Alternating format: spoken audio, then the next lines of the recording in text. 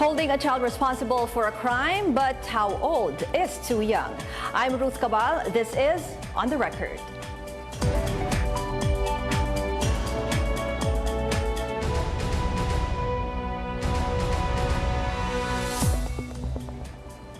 Our guests for this episode, Chief of the Anti-Violence Against Women and Children, Police Senior Superintendent Angela Rejano, and clinical psychologist and national social scientist Dr. Hani Karandang.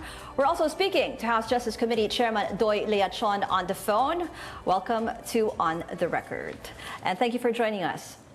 Okay, at this point, just yesterday, alam naman natin yung developments in the House that from the original proposal, they from 9 years old, yung lowering the minimum age of criminal responsibility, yung bagong proposal nila is 12 years old na. So from the existing 15, it's now 12 years old. So kanina we were talking to Congressman Leachon, and he was saying that there was like a consensus daw na to bring it down to bring it up to 12 from 9. Pero, Doc, kayo muna, may difference ba yon in terms of yung thinking ng isang 9-year-old child to a 12-year-old child? And then the existing law is 15 years old. Yes. Ano ba talaga?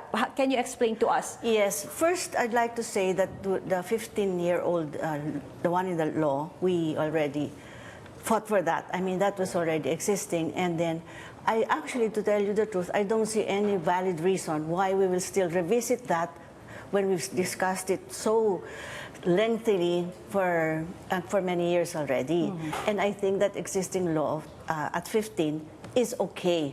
So, bakit po ba to? Ano po ba? Paano po ba bang isip ang isang 9-year-old, 12-year-old, 15-year-old? Okay, 9-year-old is very different from 15. Yung kanilang thinking, the critical thinking, developmentally as a psychologist, no, developmental psychology, the critical thinking has not yet developed. So even if you think about it as a layperson, you label a 9-year-old criminal. Ang anak mo, 9-year-old criminal siya. So that's already I think that's very unkind. We already have laws, and we have centers, and we have intervention programs already for the existing law, the 15-year-old. And there are psychologists and social workers working to rehabilitate these people. So for me, I am so surprised that we are going back to this law and bringing it down to a much lower age.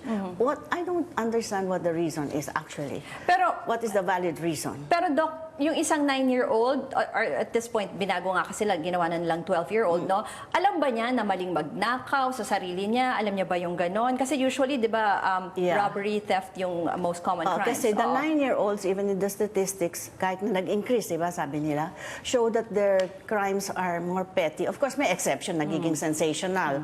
If somebody rapes somebody, sensational, siguro 1 in a million, no? Pero yun ang malalagay. Pero in terms of psychological soundness, I think a 9-year-old must not be labeled a criminal. A 9-year-old doesn't have that ability to really discern. Alam niyang mali, pero there are circumstances in their lives, because if we know the profile of the CICL, the Children in Conflict with the Law, which I studied for, with a group, no, for UNICEF book that I wrote on street children, you will see that these children are also victims of violence in their own homes. That's why they leave the home to go to the street. So they're street children, and these are the group, that's smart group of street children. More than the sexually abused, there are different groups of street children. No? So these are the ones that are that in the street, so nagiging sila, natututo silang nakaw, yung gano'n, yung petty crimes. So yung nakikita niya kasi sa labas. No, yes. Na-impluwensyahan siya. But on his own, a child, he or she cannot decide pa kung tama o mali ito. Sino bang tinitignan niya in terms of making the decision kung tama o mali sa ganong age, 9 or 12 years old? Well, two things. The parents, of course, the family, and the school. No? And then now we have so much influence of the media. So that's also part of the influence that impacts on the child. Pero, yeah. Si Doc, kanina na-mention nyo na yung statistics at tanong natin kay Senior Superintendent Rejano. So since the original law was passed in 2006, di ba yung 15 years old yung lowest age of criminal responsibility, bumaba nga ba? What did you notice dun sa profile in terms of yung commission of crimes by the minors? Actually, comparatively, from 2016 to 2017, we have a decrease of 21%, or the previous year, 2017, we have 14,409. That makes a 15% increase compared to 2016. But of course, we have so many campaign on the anti-criminality campaign, and of course our anti-illegal drugs campaign. It has actually decreased to 21%, or 3,087%. But mostly of these crimes committed, the prevalent is the theft. Yun Anong age po? We're talking about what age? As to age, nagpipeg siya doon sa 12 to 15 years old. 12. Okay. But yeah, we still have to disaggregate this by age. Kung doon sa 12-15 na bracket, hindi pa namin ma-determine for now kung ilan yung 12, 13, 14, 15. Basta 12 to 15. But the bracket is 12 to 15, doon po ang prevalent ang mga CIC. So you're saying there was a decrease because of the programs of the government? Insofar as for the record of the Philippine National Police, based on the enforcement of laws and of course crime prevention, our first responders or frontliners, police patrol officers, do have initial contact with these children in conflict with the law, especially those children on and off the street. So dito, yung mga ganung sitwasyon, doon na-encounter ng ating law enforcers, these children who commit crimes. That's good to know. In fact, meron sang sasabi na increase. Nung nag-decrease, it's even better. So why are we doing anything about it when it's already decreased? I don't understand why Yun nga yung gusto ko itanong sa inyo. with the law when the law is Senior supposed to be working already. Pwede ka ba sumagot? What does the PNP think of this proposal of lowering the age of criminal responsibility? It's working responsibility? tapos mag-decrease. I can only manifest my view personally, being as a mother and of course as a law enforcer. As a mother, it disheartened me. As a mother, you know, not as a police officer, because I too is a mother. So it disheartened seeing my child, say 9 years old, 12 years old. So hindi pa teenager yung anak ko. Kumbaga, hindi pa siya gumagraduate into childhood na sinasabi. Papunta na siya doon sa teenage life, like 13 up to. Correct. So it saddens if ikukulong na yung anak ko. There are letters of law that prohibits these acts. But ang tinitignan po natin dito yung pagiging restorative justice system natin for children, because it's so different, because we are seeing how these children, especially for us, we're arm of the state to protect these children, and so we're seeing where these children are being treated in a manner na they are restore ang dignity nila, and of course their best interest is always paramount. So Pero, yun ang ina-adhere natin palagi. Pero ma'am, syempre ang sinasabi ng proponents, kasi nagagamit nga daw yung mga bata ng sindikato, di ba? So nakakalabas lang sila scot-free kasi nga hindi sila kinukulong eh. So from the point of view of someone from law enforcement, Of course, nandun na rin po tayo sa effort nating ma-prevent ang crime. But these are children. Children are children, and they need to be, ang tanong po dito, yes, we have the violations of crime, but pagkabata kasi may mga certain international protocol din po tayong sunod-sunod, at ang batas po natin ay consistent palagi po dyan. Especially for law enforcers, we always adhere to uplift or to promote and even adhere to the rights of every people, every individual, especially for children. So pagka mga bata, especially sa mga crime prevention and anti-criminality operations natin, we see to it na sinusunod po natin yung protocol in dealing with these children. In response to that, na the syndicates nahuhuli sila, I think the right thing to do is to punish do something about the syndicates, the adults who are committing the crime on these children, and not to punish the children who are the victims of the syndicates. That is the most logical and real solution, rather than punish the children, punish those who are not doing what they're supposed to do to protect the children. Okay, we'll talk more about that, Doctora and Senior Superintendent Rejano. We're taking a break, and stay tuned. This is On the Record.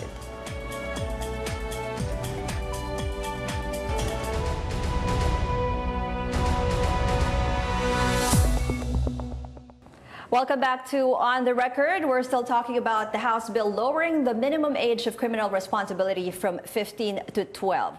We now have on the line Congressman Doy Leachon of the Committee on Justice. Sir, good evening. Yes, good evening, Ruth. Sir, we've been talking about kasi itong proposal from the House. No? Again, can you tell us the wisdom why you want to amend the existing law? Well, it's actually based on three basic reasons. Number one, with the amendment of RA 9344, well, for all we know, since the inception of the criminal law in the Philippines on December 8 of 1930 up to 2006, so for almost 76 years, the minimum age of criminal responsibility, as we call it before, was pegged at 9. So it was amended to 9, not to 15. But then afterwards, there was surge of criminal incidents involving children in conflict with law, ranging more, because 5 years prior the 2006 amendment, more or less about 1,000 to 1,700 were the only crime with involving children in conflict with law. But after the 2006, there was surge of more or less about, from 2006 to 2009, more or less about 3,000 crimes. And then in 2010, it rose to more or less 5,000, 6,000 in 2011. The highest was in 2013 and 14, wherein there were about 14,000 crimes involving children in conflict with the law. And second, in order to fill in the gaps that were inadvertently failed to be implemented by the Republic Act 9344, meaning the incapability of the local government units to finance the establishment of the youth care institutions such as Bahay Pag-asa. So, and number three, of course, in order to correct the situations wherein the children in conflict with the law were just left unattended, and they just kept on, let's say, for example, in experiences by, based on experiences by so many public prosecutors across the country, whenever children were found to be in conflict with the law, they will just be released on recognizance, but after a while, they will be committing the same offenses, and they will be charged again before the different city prosecutor or provincial prosecutions across the country. Pero sir, yung pag-lower dong mismong edad, bakit po from 15, originally your proposal was 9 and then 12 na? Because of the surge, it was found out based on reports that they had been more or less, they were exploited by the criminal syndicates and other persons committing criminal offenses, inducing these children in conflict with the law to commit and perpetrate criminal offenses. Pero sir, we have the PNP here also. We were looking at figures from 2016 to 2017. There's actually, yung based on their record, may decrease daw dun sa crimes committed by 12 to 15-year-olds. Totoo naman yun. Totoo naman yun. If you have about 15,000 in 2015 and magiging 13,000 siya noong 2016, normally, talaga may decrease. Pero hindi naman yun ang benchmark mo. Ang benchmark mo from the time the amendatory bill was enacted into law in 2006, na mas mababa noon.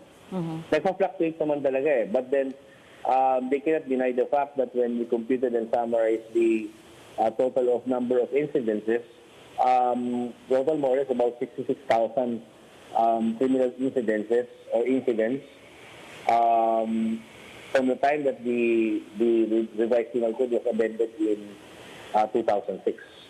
Okay, so Congressman, ang sinasabi nyo, kaya rin gusto nyong ibaba dahil mas bata na ba yung mga na-involve sa krimen compared to 15 years old? Mas marami ng mas bata. Oo. Yes, definitely. Okay, pero right now, are you confident this will also pass in the Senate? Yes, I am confident that it will pass the House of Senate. Sir, yung ibang ano lang din, yung ibang criticism lang din na parang the existing law is working na raw in terms of rehabilitation. The problem is it's not being implemented properly. well, to some extent, I would like to agree with you, but then the main principal problem, or the principal problem is that the operations maintenance was left with the local government units, which are incapable of fulfilling all the necessities as provided for by the law. We should realize, and we cannot deny the fact that these local government units have been maintaining the provincial jails, provincial hospitals, which are actually depleting the resources of the local government unit. Now, with the mandatory bill that we're proposing right now, the maintenance and operations will be transferred from the LGU to the national government, and the assurance on the part of Congress that the funding will be regularly included in the General Appropriations Act. So yun yung isa rin sa magiging malaking pagbabago in terms of funding, ano, sir? Yes. May range na tayo kung magkano ang iaalat na funding in a year. Kasi ngayon, sinasabi rin talaga ng advocates, problema yung sa Bahay Pag-asa na talagang hindi naman operational yung iba or inhumane conditions, kulang ng staff. Well, out of the 63 Bahay Pag-asa that were established, as of now, there are only 5 which are inoperative. Yun ang isang problema. But then, yun nga ang gusto natin i-fill yung gap na yun, yung masigurado pagka ang mag-take over na yung estado na. Okay. Babalikan natin mamaya si Congressman Lea Sean. Pero yun na nga, ma'am, yung sinasabi ni Sir na yung lack of facilities, will it work if they will just implement kung ano na yung sa existing law sa ngayon? Yes, the logic is this. If there's a lack of facilities and the work that's being done is not being done, let's not take it out on the children. Let's just do what is needed. Kung kulang yung Bahay Pag-asa, yun ang bigyan ng The system must be the one that will work. Ma-change. Kung hindi nag-work ang system, change the system, but do not take it out on the children. Because I think it's the wrong move. Senior Superintendent Rejano, sa field ba, pag ganito, pag may nahuli kayong mga bata, nagagamit nyo ba? Napapadala ba talaga sila sa Bahay Pag-asa? Yung current system, is it working now? Actually, that's one of the challenges and even dilemma of our women's desk officers, especially dun sa mga far-flung mga municipalities na we do not have 24 hours na assistance and support for these children. So the law says dapat we have to turn over these children in conflict with the law to the social worker within 8 hours. So siguro dahil din po siguro sa kakulangan din ng kawani ng DSWD dun sa mga munisipyo, maliliit na munisipyo where there are children with such case. So, may challenge din sa part ng police in turning over these children. So, ano nangyayari ba sa ngayon? Babalik na lang sa parents ulit or... Actually, if not, we turn it over to the barangay officials, to their family. Tapos yung iba, end up in jails also, the other children, di ba? Actually, before turnover. Before turnover, hindi may strictly adhered po yung protocol namin na we do not really put these children in the jail or custodial facility ng PNP, mixing them with adult suspects. So instead, binabantayan na lang ng ating women's desk inside their office. Kung wala pang social worker, and even the family, kung medyo malayo at hahanapin pa kung saan ang mga pamilya ng mga batang ito, ina-assess din namin yung safety ng bata before turning it over kahit na nag-lapse na yung oras. But hindi po namin yan, ang mga women's desk natin, hindi nila inilalagay yung mga batang yan sa mga custodial facility ng ating ng jail we call it actually custodial facility where nasa custody ng PNP, especially yung mga arrested persons. Pero tama ba rin yung lumalabas, ma'am, na terms of total crimes, parang less than 2% lang naman ang committed by minors or by children? We still have conflict with the law? We still have to check it with our crime incident reporting system sa overall crimes committed sa total crime volume. Titingnan pa rin natin kung ilang porsyento ang CICL po doon. Pero I think it will not even reach 5% or So less medyo than pareho yung 5%. sinasabi ng ibang advocates na 1.6% lang daw Something ng like total. that. Okay, babalikan natin yung discussion. We'll take a quick break. This is On the Record on CNN Philippines.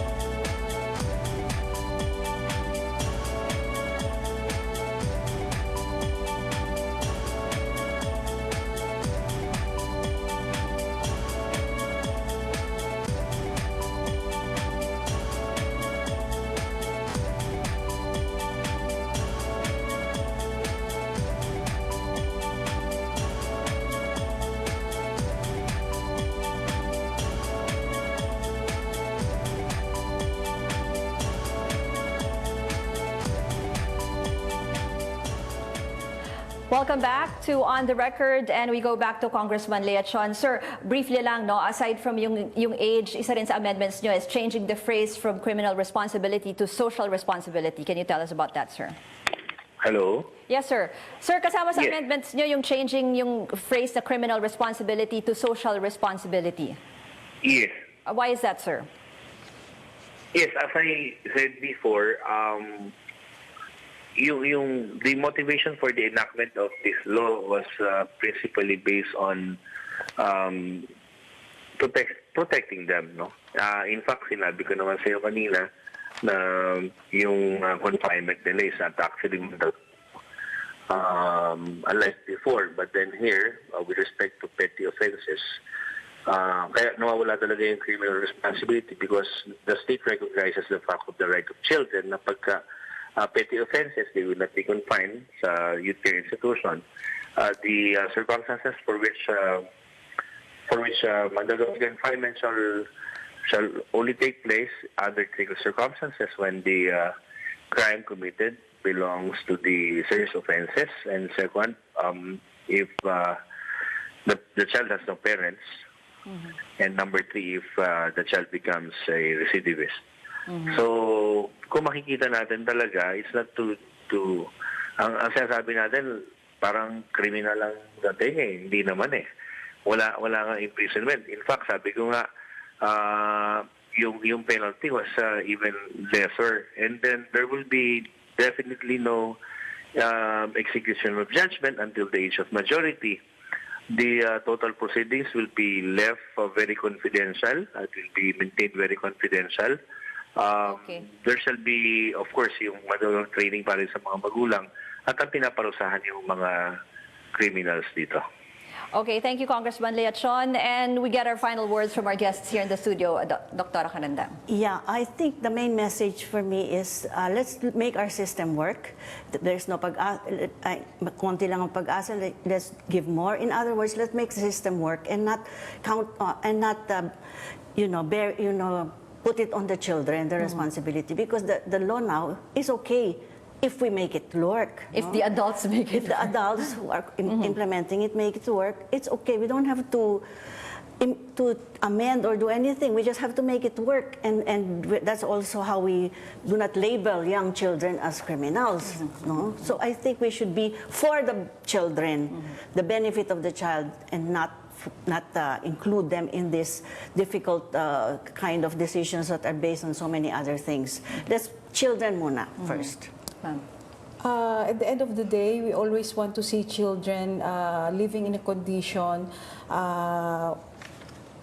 free from any harm, and we do not want to put their life under duress. And so therefore, as the advocates of the Philippine National Police and their Women and Children Protection Center, we want to protect these children, and we want to basically want their rights to be protected, Yes. and their safety are secured, and at the end of the day, they are free from any harm, and their best interest is always being upheld. Okay, thank you very much to our guests tonight. That's On the Record this week. Thanks for watching. I'm Ruth Cabal.